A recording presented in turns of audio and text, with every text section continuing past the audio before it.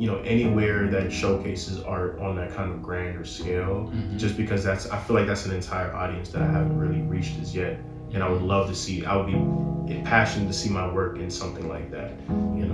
Mostly right now, it's a lot of the youth that kind of gathers to my work, which I love and I'm grateful for, but I want to see my work next to something like I'll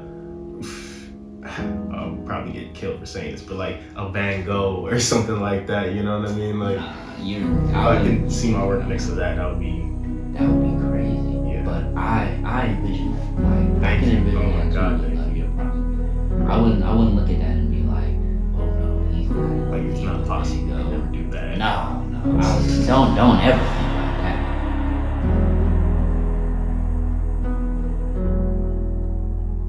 It seems as though it's like a family of artists and creatives that you've cultivated, not only on Twitter but on Instagram. I feel like that's so interesting. Do you feel as though that was purposeful, or do you think that's just from you just being who you are?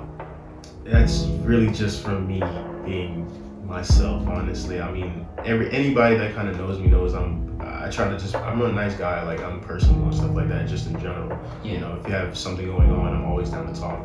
But in terms of like everybody on Twitter, on Instagram, no one's like a fan. I'm not here to rate the positives out of people and stuff like that. No, like I wouldn't be here without you guys and without anybody on Twitter and Instagram and stuff. So, and that's kind of how I started getting some kind of following, just by being interested in people's art and learning the artists behind the art and cultivating a relationship with them.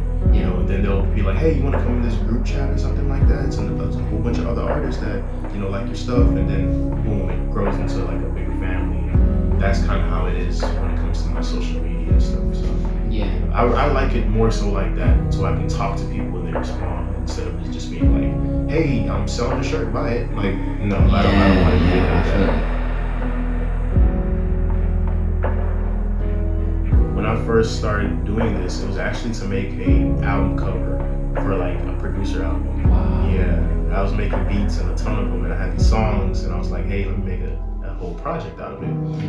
And I didn't really at the time, I couldn't afford anything. So I'm asking these artists like, hey, how much you charge for covers? And of course I want to pay them their worth, but I couldn't afford their worth. So I'm like, hey, let me try to make my own. And then that just kind of spiraled me into creating all of this, you know what I mean? And that's crazy. Yeah, not a lot of people really, I guess, know that, but that's how it kind of started. But it's that's usually how it goes.